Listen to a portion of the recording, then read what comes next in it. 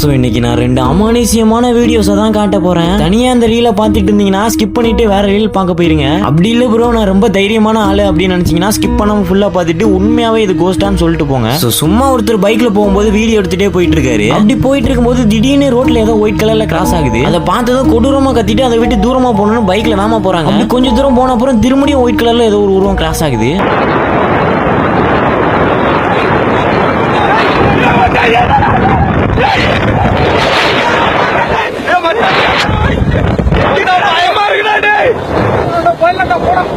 கையெல்லாம் உதறுகிறோம்.